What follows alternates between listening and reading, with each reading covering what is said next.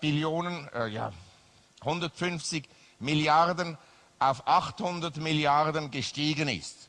Müssen Sie sich vorstellen, die Welt hat früher 150 Milliarden Dollar erhalten von Amerika durch Kapitalausflüsse und plötzlich erhalten sie 800 Milliarden. Und das hat natürlich die Welt wirtschaftlich natürlich schon stimuliert und auch Liquiditäten geschaffen. Und das wurde dann,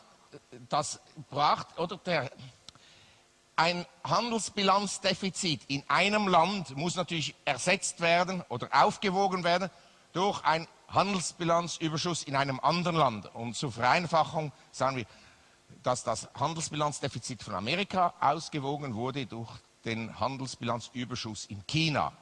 Und das ist so passiert.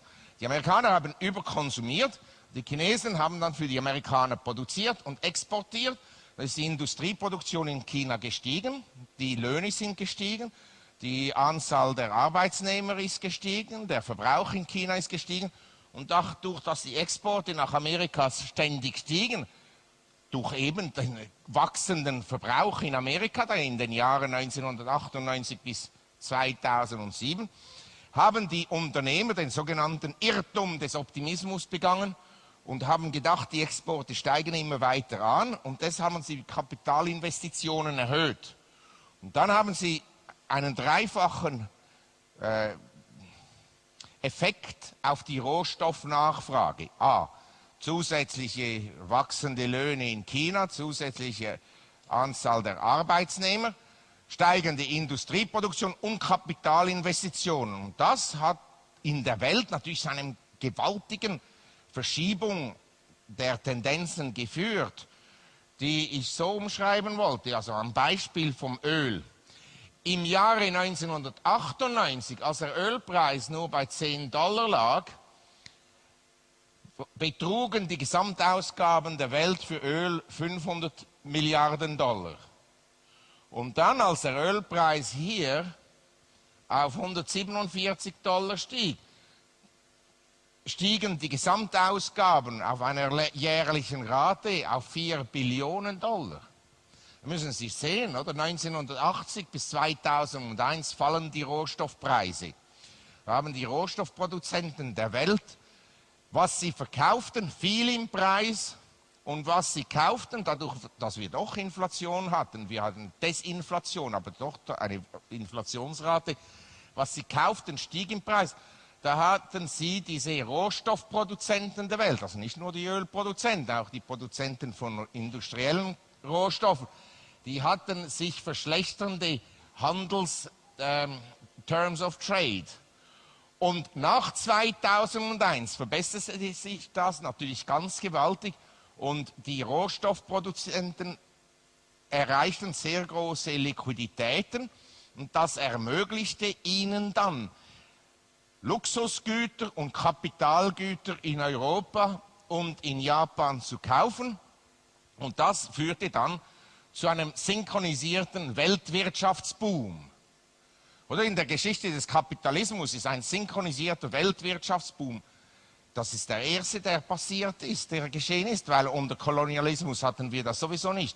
Und dann kam nach dem Zusammenbruch vom Kolonialismus am Ende des Zweiten Weltkrieges, war 40% der Weltbevölkerung unter Kommunismus und Sozialismus. Die Zielsetzung dieser Regierung war nicht, den Verbrauch zu stimulieren. Und dann nach dem Zusammenbruch des Kommunismus hatten wir den Zusammenbruch der Rohstoffpreise in den 80er Jahren, die Petrodollarkrise in Südamerika. Im Übrigen, die Petrodollarkrise hat also sehr ähnliche Ursachen wie die jetzige Krise. Plötzlich brachen die Privatkredite ein, die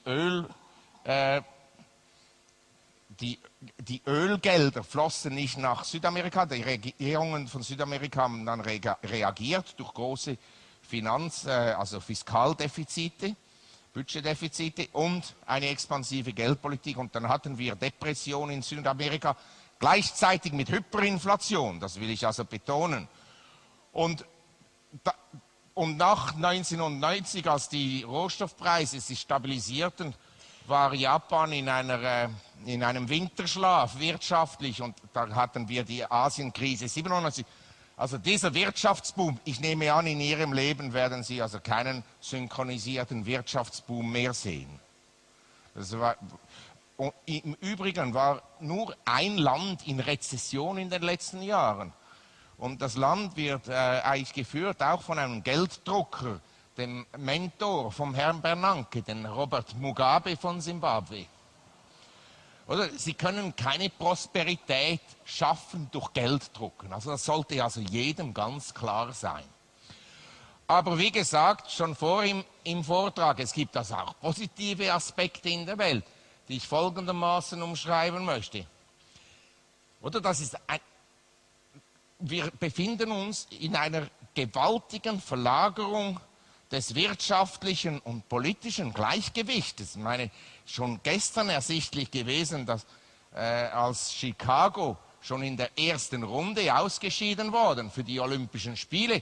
Es ist also schon so, dass die Schwellenländer also nicht mehr den armen Vetter der reichen Länder sind. Heute sind die Automobilumsätze, also Verkäufe in den Schwellenländern, größer als in den Industrieländern. Oder die Europäer und die Amerikaner träumen immer noch davon, dass die Asiaten nichts konsumieren. Wir haben schon große Sparraten, aber nachdem wir 3,6 Milliarden Menschen in Asien haben, ist es natürlich viele Menschen und der Pro-Kopf-Konsum im Vergleich zu Europa und Amerika ist schon geringer. Aber dadurch, dass so viele Leute dort wohnen, insgesamt ist er doch sehr groß. Und was wir auch haben, oder durch die amerikanischen Leistungsbilanzdefizite, verschob sich jetzt Geld auf die ganze Welt, also 800 Milliarden pro Jahr.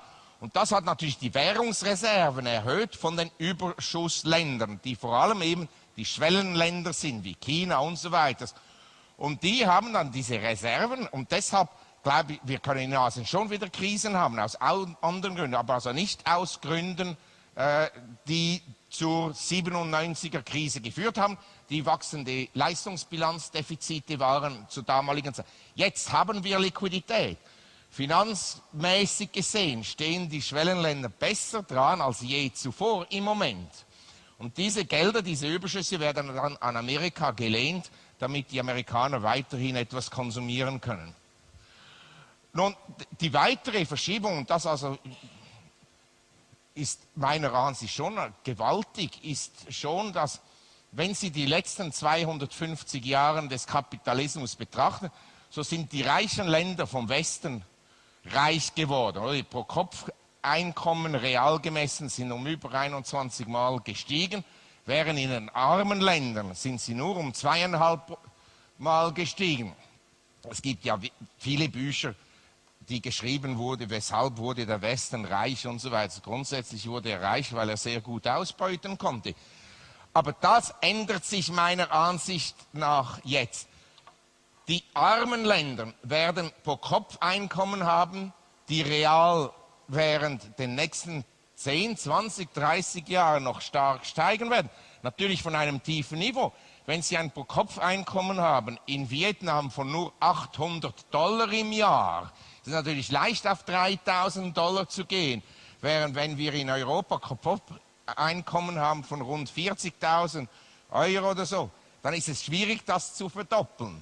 Und deshalb, was geschieht jetzt, ist der Anteil der reichen Länder an der Weltwirtschaft fällt und der Anteil der armen Länder an der Weltwirtschaft steigt. Und der Anteil von Amerika an der Weltwirtschaft, Bruttosozialprodukt, war noch 30% im Jahre 2000, jetzt ist er weniger als 28%. Es gibt also eine gewaltige Reichtumsverschiebung. Und das bringt natürlich mit der Reichtumsverschiebung auch politische Verschiebungen, wo die dritte Welt, also Länder wie China und Indien, Brasilien, Russland und so weiter, natürlich mehr Einfluss haben wollen auf die Weltpolitik. Und das wird natürlich dann zu Spannungen führen. Ich muss das etwas beschleunigen. Man sagt, es hätte in China so eine Immobilienblase. Das stimmt zum Teil zu, aber Sie müssen